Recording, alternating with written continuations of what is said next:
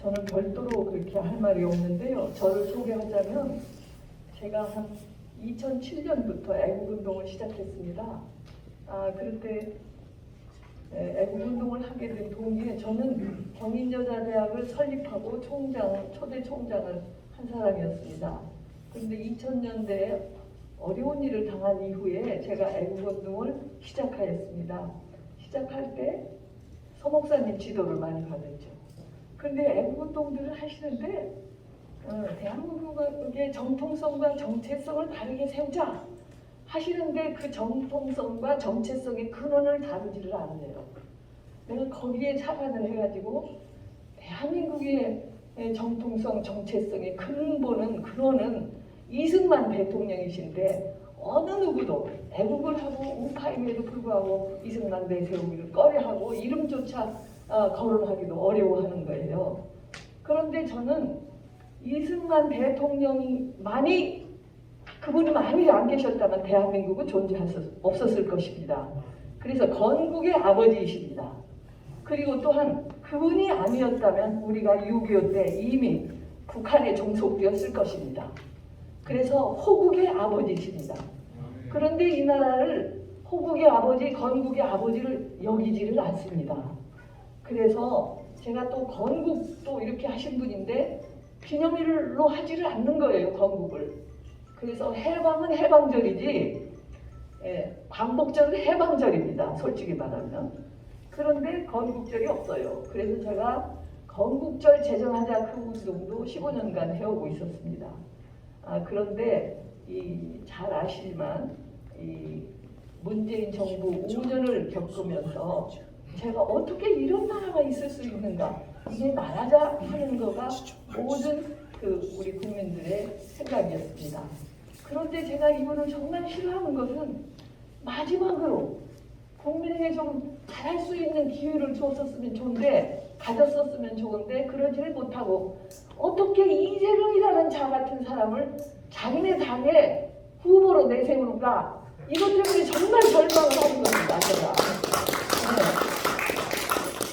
자기가 5년간을 경제 민생을 도탄에 빠지게 하고 안보 문제를 파탄시켜 놓고, 그래 무엇을 더 어떻게 하자고 이재명이 같은 자를 후보로 내는다는 겁니다.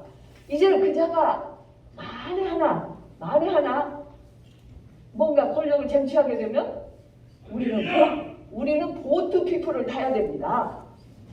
저는 공산주의가 정말 싫습니다. 그래서 여기에 계신 분들은 정말로 애를 쓰시면서 이 나라를 지키고 애국을 하시는 어른들이니까 해당되는 말씀이 아니겠지만, 정말 저는 이 나라가 공산주의가 되면 어떻게 되어야 된다는 것은 모두 잘 아실 겁니다. 그래서 저는 항상 나는 보트 피크를 탈 수 있는 능력도 없고 나이도 이미 80이 넘었으니 어렵고 이런 상황인데, 보트 피플을 탈 수 있는 나라가 된다면 어떻게 될 것인가? 우리가 이것은 막아야 되지 않는가? 예, 그런 생각을 하면서 정말 이 국민들이 현재 마음속은 이렇게 이 상처로, 이 혼란한 후보들의 이 투쟁 속에서 많은 상처를 입고 의지할 데가 없고 마음이 상해 있습니다.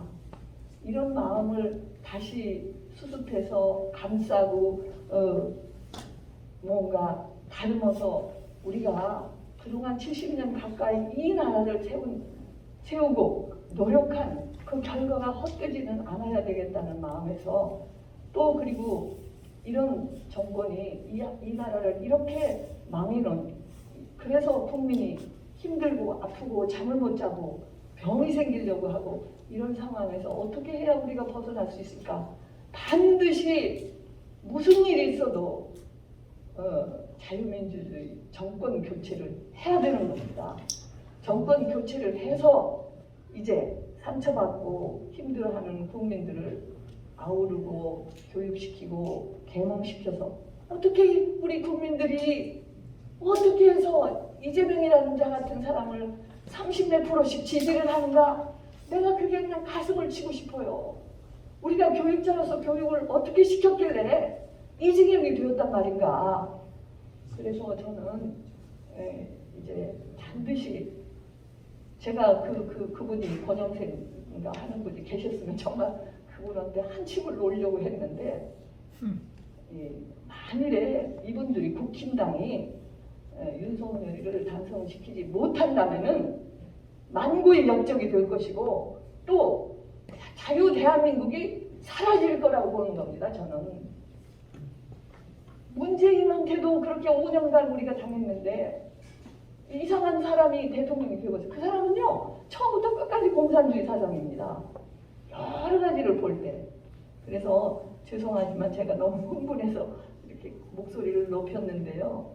반드시 우리는 윤석열을 승리시켜서 자유 대한민국을 지켜서 우리의 자유 대한민국의 영광을 되찾아야 되고 그래서 이렇게 우리가 우리의 대선 정국을 보고 외국에서 얼마나 비난을 합니까?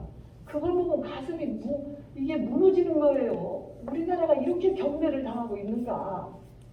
그러니 경멸당하지 않도록 국격을 높이고 국민을 계몽하고 여기 존경받는 나라를 만들기 위해서는 반드시 정권 교체를 하고 그 다음에 우리가 해야 할 일을 열심히 해야 될 거라고 생각합니다. 죄송합니다. 네.